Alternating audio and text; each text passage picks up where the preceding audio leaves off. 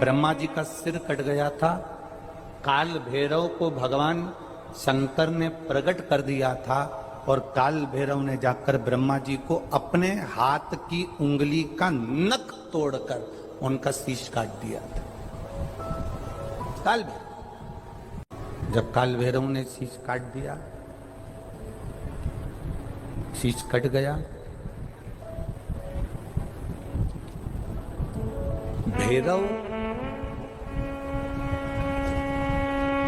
काल भैरव का आदर, सम्मान, सत्कार सभी देवताओं ने किया। भैरव क्षेत्र का देवता होता है। भैरव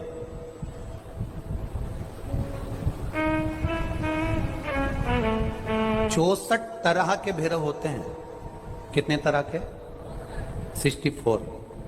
64 तरह के भैरव होते हैं और 64 तरह के भैरव, जितने भैरव होते हैं उतनी भैरवी होती है, क्योंकि शिव के साथ शक्ति जरूरी है, भैरव के साथ भैरवी जरूरी है, क्योंकि भैरव शंकर भगवान का एक अंश रूप है, क्योंकि शिव ने उसको प्रकट करा।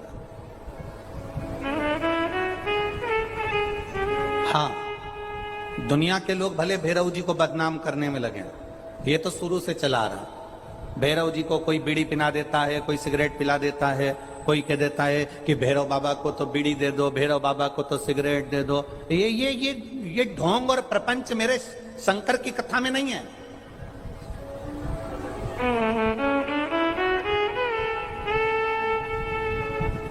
शिव का एक अंश है भैरव। काल भैरव जो प्रकट हुआ वो शंकर भगवान का एक अंश है।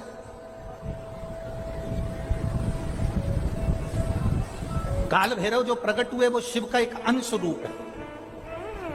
और काल भैरव जब प्रकट हुए, सारे देवताओं ने उनका आदर करा, इंद्र ने उनका सम्मान करा, इंद्र उनकी सेवा में लगे, वायु देव, गरुण देव, वरुण देव, जितने भी देवता हैं सब ने उनका आदर करा। अब आदर करते करते करते करते माता लक्ष्मी जी ने भी काल भैरव को निमंत्रण दिया। जरा सुनिएगा, बहुत सुंदर कथा है पुष्कर राज की। इस कथा को अपनी जिंदगी में उतारना जरूर। काल भैरव का निमंत्रण माता लक्ष्मी जी ने दिया और माता लक्ष्मी जी ने काल भैरव को निमंत्रण दिया कि काल भैरव आप बैकुंठ में पधारो और बैकुंठ की भूमि को आप पधार कर आनंदित करिए। तो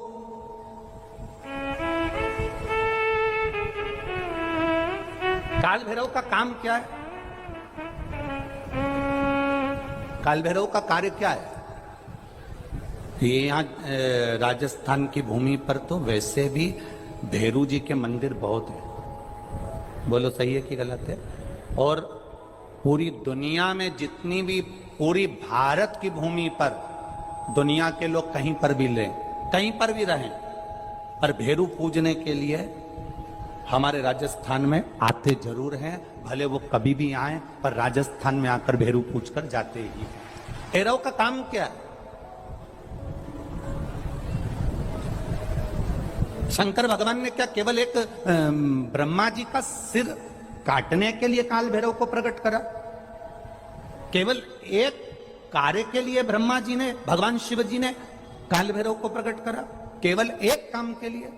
नहीं, मेरा भोलेनाथ एक कार्य के लिए काल भैरव को कभी प्रकट नहीं कर सकता, क्योंकि मेरे भोलेनाथ ने जब जब जो काम किया है वो संपूर्ण ब्रह्मांड के कल्याण के लिए किया है। इसलिए ब्रह्मा के सिर काटने के लिए, अकेले केवल ब्रह्मा का सिर काटने के लिए भगवान काल भैरव को प्रकट नहीं कर सकते। तब काल भैरव के प्रकट होने का कारण क्या है? भैरव के प्रकट होने का कारण क्या है? भैरू जी के प्रकट होने का कारण क्या है? भैरव प्रकट क्यों हुए हैं? तो शंकर भगवान जब काल भैरव जब नारायण के यहाँ बैकुंठ में गए और भगवान बैकुंठ में जब पहुंचे तो लक्ष्मी जी ने भगवान नारायण से पूछा, प्रभु मेरे मन के संशय को मिटाइए, ये भैरव प्रकट क्यों हुए हैं? केवल ब्रह्मा का सिर काटने के लिए?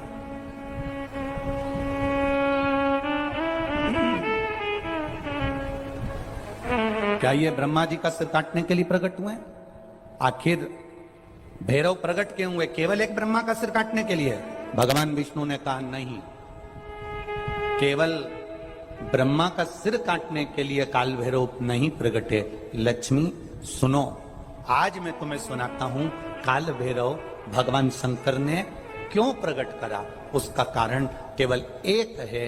जब देव अधिदेव महादेव अपने नेत्र बंद कर कर बैठ जाते हैं और समाधि में लीन हो जाते हैं, साधना में लीन हो जाते हैं, तब काल भैरव का दायित्व बढ़ जाता है।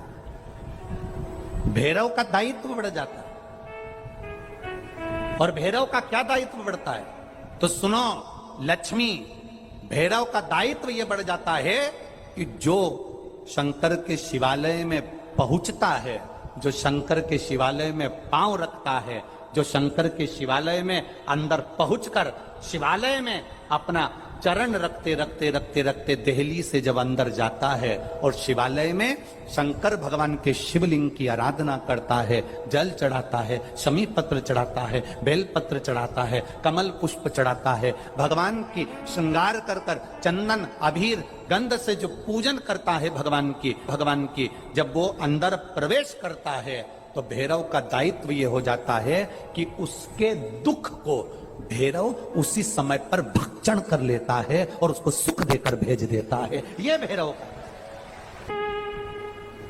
तो लक्ष्मी जी के मन में एक प्रश्न खड़ा हो गया, शिव जी के मंदिर में तो कहीं भैरव का दर्शन ही नहीं होता। आपके यहां पर शंकर जी के मंदिर हैं, आपको भैरव का दर्शन हुआ है कहीं? शिव जी के मंदिर में भैरव का दर्शन होता ही नहीं है।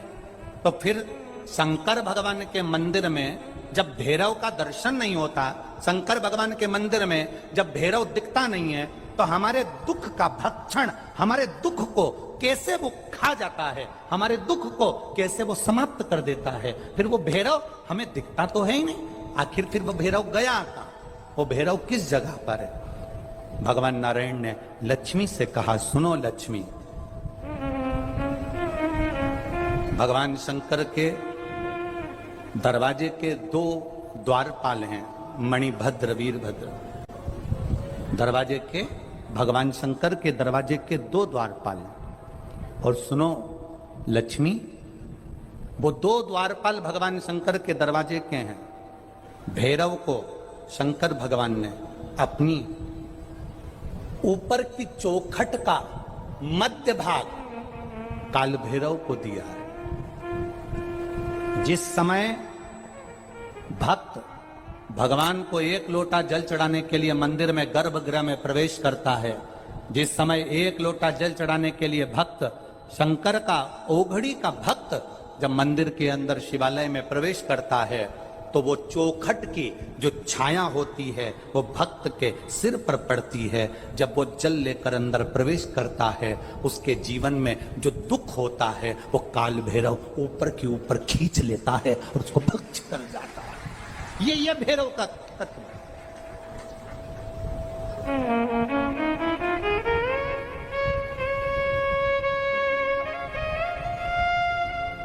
भैरव और भैरवी का कार्य क्या है? आपको सुख देना।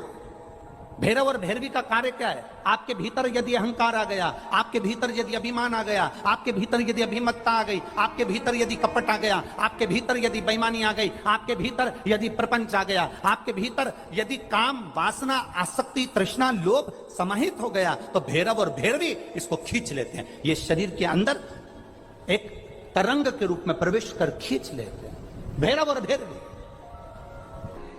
कि जैसे अष्टमी तिथि या नौमी तिथि किसी भी महीने की, चाहे शुक्ल पक्ष की हो चाहे कृष्ण पक्ष की हो, अष्टमी और नौमी तिथि ये दो तिथियां ऐसी हैं, मान लो तुम्हारा पैसा तुमने किसी को दिया, 5 लाख 4 लाख 3 लाख 10 लाख 8 लाख 2 लाख 50,000 25,000 20,000 40,000 और वो पैसा नहीं दे रहा आपको, आप हार गए कह के कर, फोन लगा कर, भैया दे दे रहे, परेशानी है, दे दे रहे भैया, हम तो परेशान हो गए, और हार गए, नहीं मिल रहा, बहुत परेशान। तो महाराज किसी भी अष्टमी या नौमी तिथि के दिन आप मां जगतजननी जगदम्बा का शिव के साथ में शिव शक्ति का स्मरण कर कर देवी के नाम की 9 आहुतियां सूखे बीले की, मतलब बीला जो सूख चुका है, फल जो सूख चुका है, उसकी 9 आहुतियां अग्नि में शंकर और सती के नाम से, शंकर और शिव के नाम से समर्पित करें, और आखिरी आहुति जो समर्पित करें उसमें थोड़ा सा भाग तिल का, और तिल भी काली नहीं चढ़ती उसमें, श्वेत तिल का भाग उसके साथ लगाकर समर्पित करें, और जिससे धन लेना है उसका नाम लेकर वो समर्पित करें महाराज, उसको सुध आएगी और वो पैसा किसी भी हाल में आपके हाथ में थमाकर जाएगा ही। बहुत समय से लगन दिख रहे हो, शादी नहीं हो रही, बहुत समय से परेशान हो गए कि विवाह नहीं हो रहा, टेंशन नहीं हो रही, लड़के 28 साल 30 साल का लड़का हो गया, विवाह नहीं हो रहा, कुछ मत करो। अष्टमी तिथि आए तो अशोक सुंदरी वाली जो जगह है वहां पर हल्दी की 7 बिंदियां लगा दो, लड़का लड़की का हाथ उस बिंदी पर लगा दो, उसका नाम गोत्र बोलो, उसी हल्दी में उसके हाथ पीला करवा दो, और पीपल के पेड़ पर करवा दो, 3 महीने में विवाह पक्का हो जाता है। अशोक सुंदरी